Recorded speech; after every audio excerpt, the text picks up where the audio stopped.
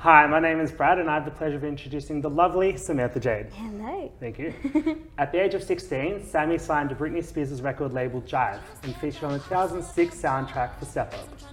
After a rough few years, she re-emerged in 2012 as the winner of the X Factor and scored a triple platinum #1 hit with What You've Done to Me. Like a rocket to the sun, the hits kept on coming with Firestarter, Soldier, Sweet Talk and Always. Now she's putting on the roller skates in a homage to disco with the album Best of My Love, out April 20. Thanks for joining me. Thank you. How are you feeling? I feel great after that intro. Thank you. Spend my time on it. Yeah. And so first question, we want to know, why a disco covers album? Well, look, I didn't know what I was kind of wanting to do at the time with music. This was last year when we figured all this out, and I kind of was in a place of not knowing what I wanted to talk about. The only thing I wanted to do was do something fun, because my first album had been very, deep and, Are you talking about dedicated. Mine? Yeah, it was dedicated to my mom, and Yes.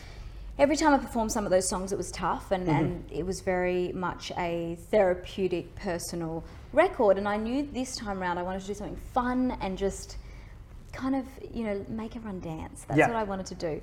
And so it was brought to my attention that disco does that. Yeah. And so they said, what about disco? And I thought, I don't know. And so I was going away to Europe at the time on a trip. And so I was like, okay, I've got a lot of planes to go on. I'm going to download myself a little playlist. Disco and so playlist, yeah. I did, and I loved the music, and I got really familiar with the music, the fashion, the look, and everything, and realised that I wanted to delve into that world. Great. And how did the song Rollerskates come about?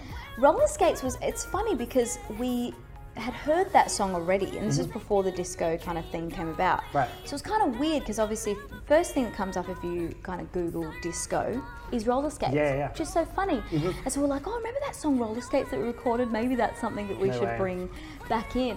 Yeah. So yeah, that had already been there, and then we kind of did get the team to reproduce it to sound a little bit more in the same vibe as the rest of the album. Yeah. Great. And will there be a video for Rollerskates or any other single? Well, Rollerskates was more so a gift. It was kind of a gift to everybody before the album comes out, just to be like, here's one of the songs off of it.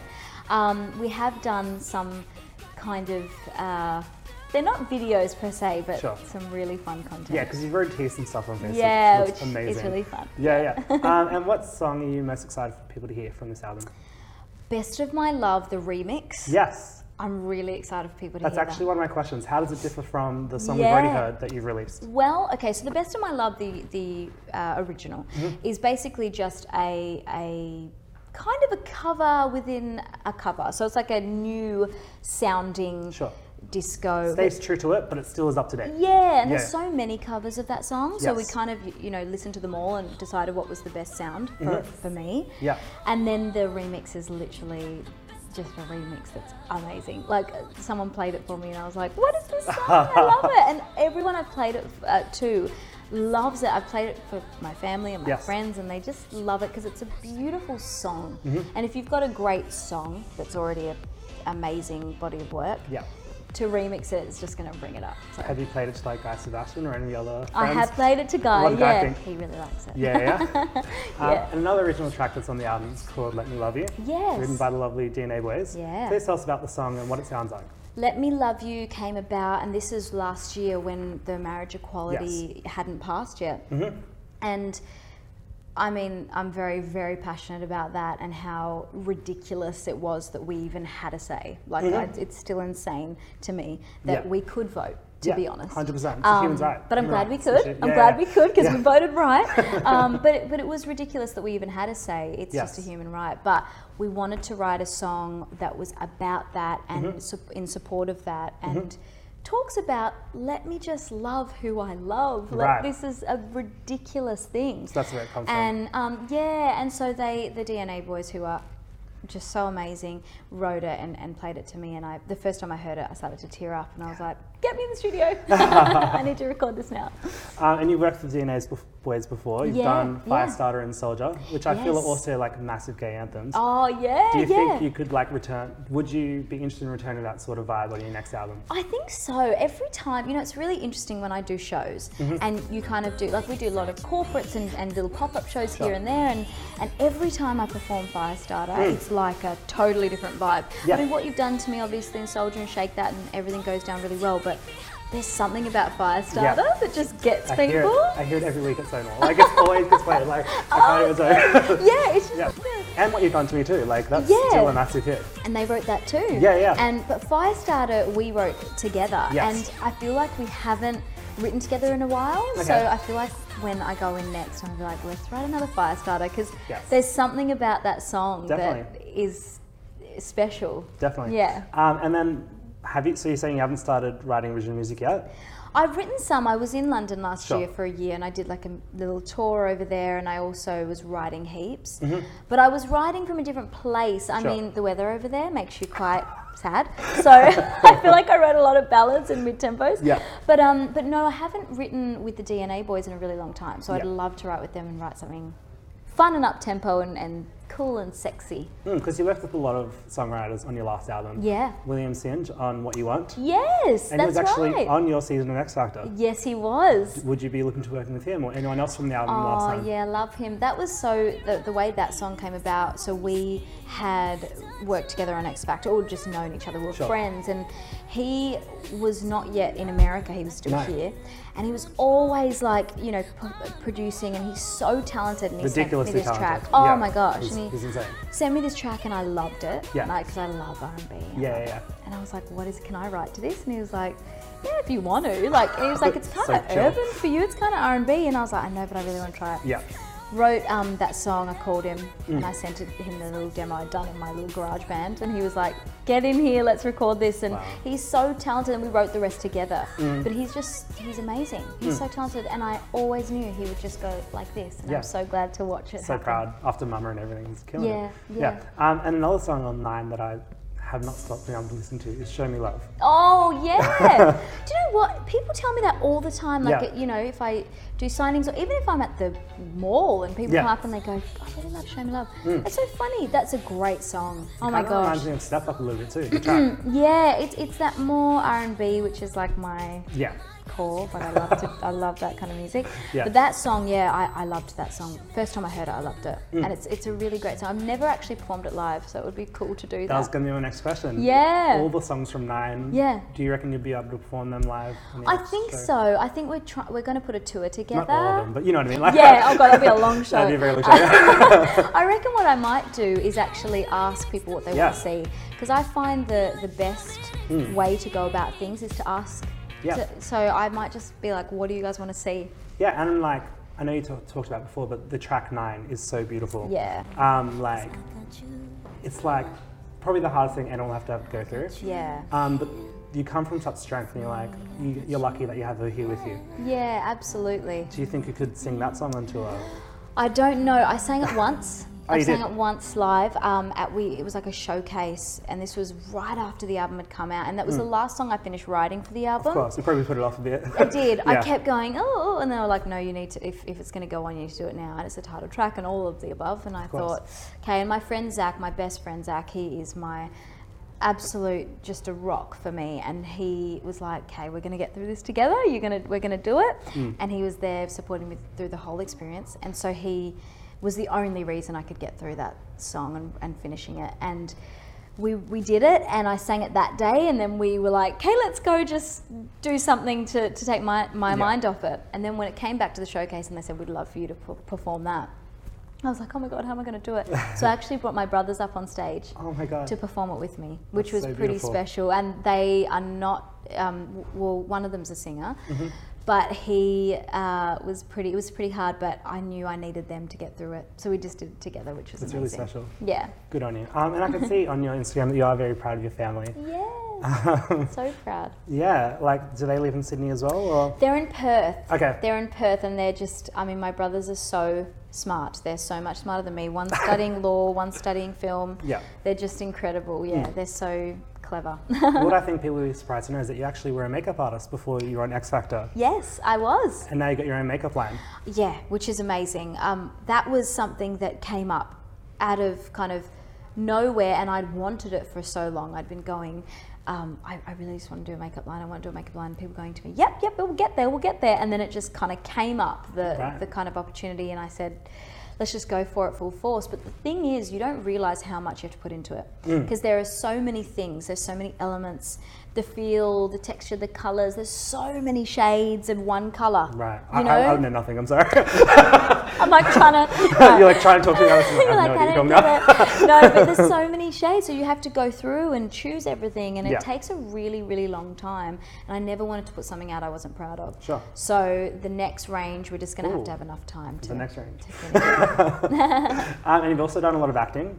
You actually acted before X Factor as well, in Beneath the Blue. Yes, oh my You're gosh. really good. Oh, thank you. I've heard your stories, you're like talking about your embarrassing moment, but like I watched the scenes you were in and you were really good. Oh, thank you. Yeah. That's really nice. And then you're I was very young. Yes. I was 20, I think. Even. Yeah. 19, 20. Yeah, look, Wow. that was a long time ago. But it was really fun, and to be honest, they said there's a movie in the Bahamas, and I was like, yeah, you sold me already. I'll take it. So how about dinner? What? Here? No, Port Lakai, just you two. Is she asking us out on a date? Well, somebody have to. Yeah, it's never going to happen if we don't. Well, how can I refuse an invitation like that?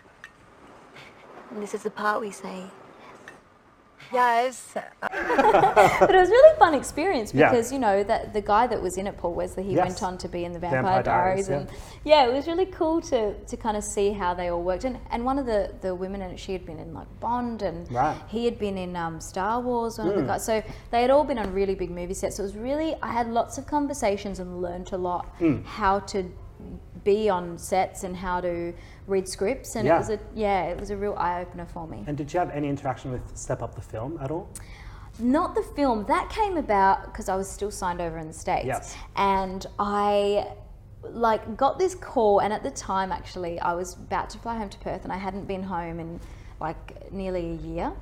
That's a really long time, and I got this call saying there's a movie they want you to sing a song for, but we don't know anything about it. Oh, okay. But you have to stay. And so I was like, I don't want to stay. I was so upset. Yeah.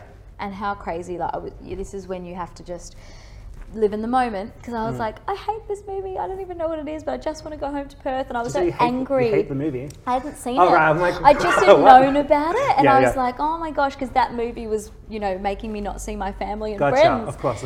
And then they showed me the movie. And they're like, your song's going to be in this scene. And I was like, oh my God, I love it, because dance movies, I love dance movies. Save the Last Dance, Center Stage. Honey, oh my God. Honey. So I was like, yes, I take everything back. I love it. And and then we recorded the song, and didn't know it was going to be the title track either.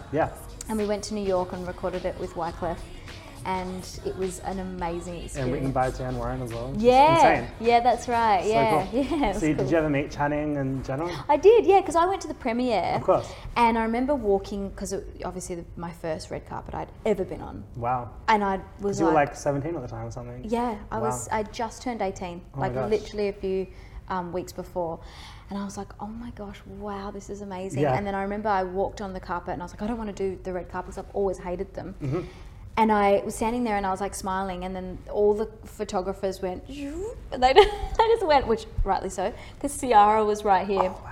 And they were taking photos of her. She was also on the soundtrack, I'm guessing? She was also on the soundtrack, and then Missy Elliott was next to her. It was just like a carpet of just, and I became like, I got my phone. I was like, oh my gosh, the times when picture phones, you kind of knew. And I remember that was really, really cool. And then I walked into the after party, and we were kind of all just hanging around, and then Channing and Jenna, because they weren't together yet. They were kind of getting together. Did you hear about yesterday? They announced they broke up. Heartbroken. Of course. I think a lot of people were. I was saying to someone, I feel like I know them. I feel like they're my friends, because I felt really sad about it. Of course, yeah. I don't know them at all. No. But I just felt really sad about it. But yeah, and I saw them, and I walked over, and actually were so nice. I'm like, we love the song. And it's beautiful. Yeah, and then they've just gone. Yeah. Easy. And you've also done other acting. You've done Home and Away and In Excess. Yeah. Where now everyone compares you to Kylie Minogue. Oh yeah, I mean they did before. When I used to work at the makeup store, I would always get it. And this is when I was, just working. I wasn't ever done up or anything. And they'd be like, you look like a Minogue. And I'd be like, great, I'll take it. I'll take that, yeah. Yeah. And And I are you never friends knew with I'd be Danny and playing it. everything? Yeah, Yeah. I know. Yeah. Danny's just so nice. Yeah. Crazy. Then just going back, looking at your career, do you have a favourite single of yours released so far?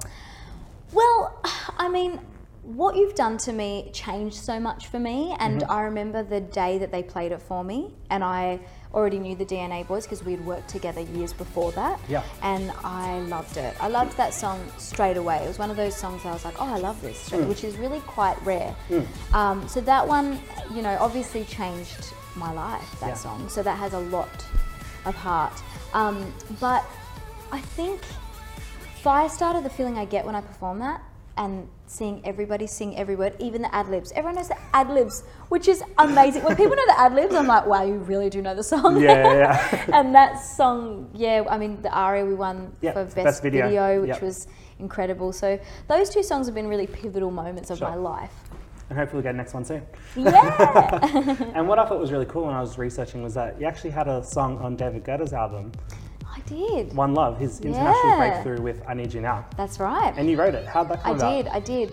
That was, God, you really know everything. That was a long time ago. Well, I was really young as well. Yep. And I was in America still, and I wasn't with the label anymore. Oh, okay. I was outside of the label deal, and I got a call from this guy I know, Billy Mann, and he was, I think he worked was... with Robbie Williams. Yeah, he was like quite high up at the time. I mean, he's probably still so high up, but this was years ago. And he called me and he said, look, I want you to work with, I haven't tried this yet, but I want you to work with a dance music producer. And I was like, okay. And he goes, and I want you to come to my house, which was in New Jersey, and I want you to come to my house and just like work with this guy for 2 days. And I was like, okay, sure, dance music. Didn't know much about it, to be honest.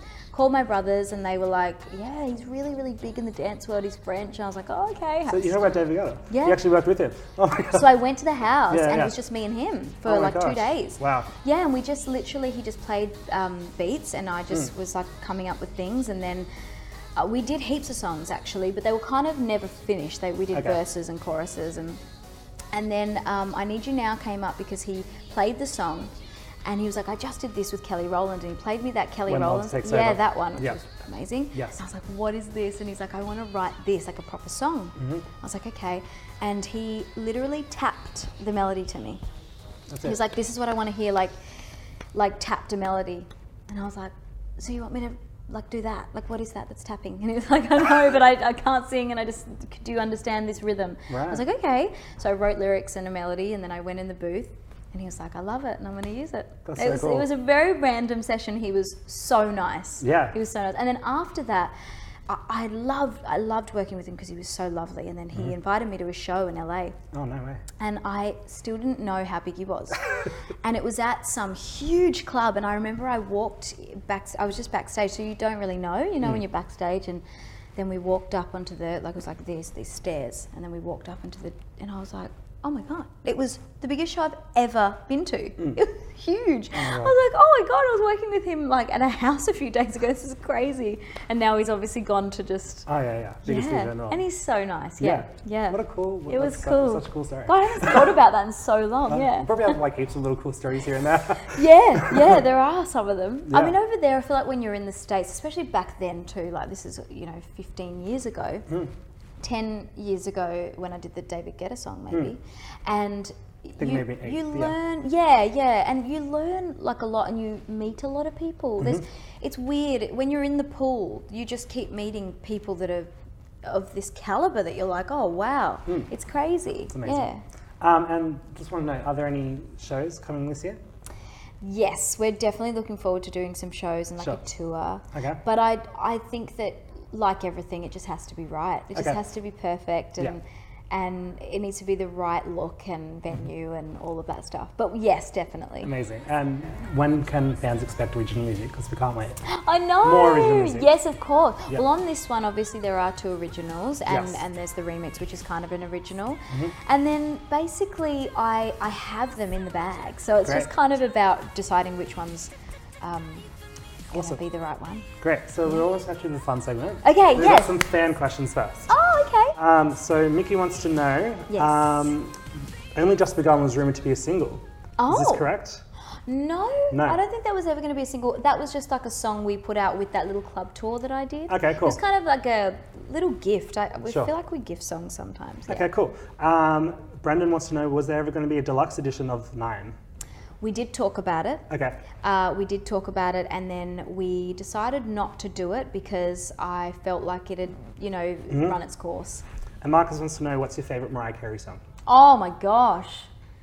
Can't Live. Can't Live. That's such a Without good song. You. Yeah. Oh, Without You. Yeah, yeah. Yes song. Ken Never Lee. heard Ken Lee? Oh my Yes! god, I'm so glad you brought it up.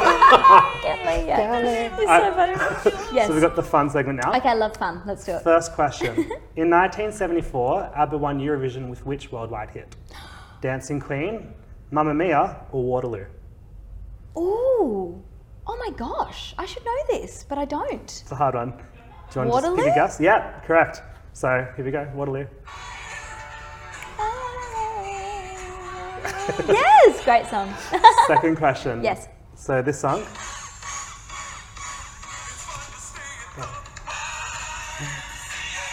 What does YMCA stand for? Yep, I know this. Do you? Oh, what's the first one? Young? Young men. I've forgotten. Christian Association. Yes, I did know that. Do you know why? Because I read that it was a quiz question somewhere. No way. And I read about it. Yeah. There you go. So these are all disco But I themed fully questions. forgot. If you hadn't realised, these are all disco themed questions. Yes, I did get that. Yeah. So this one. What is the opening line of this song? Do you remember? Do you remember the very first night of September? That's what my mum sang. Do you know what the real words It's are? wrong, isn't it? 21st. Isn't Are that you insane? serious? Yeah, yeah. The Oh my 21st night of God. September. That's one of those moments that's going to change my life. I know. There you go. The right here. On this couch. 21st night. Yes, that's it. It's insane. I know. Wow. I know. It's a Here you better go. lyric. It's cooler. So this song is in reverse. Okay. Guess oh the God. song. Yep.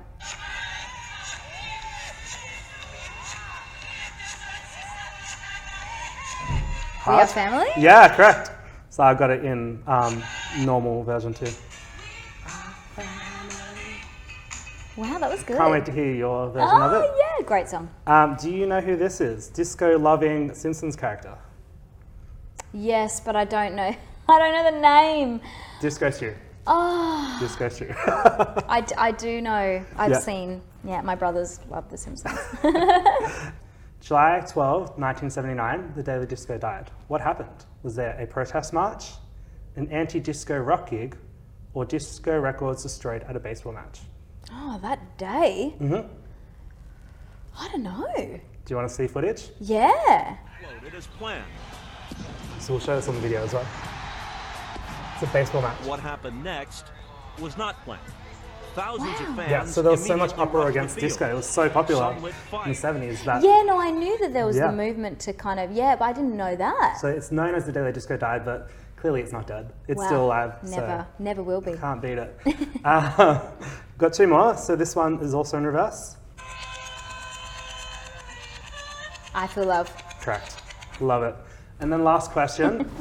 Let's just do more of those because I get those. Yeah.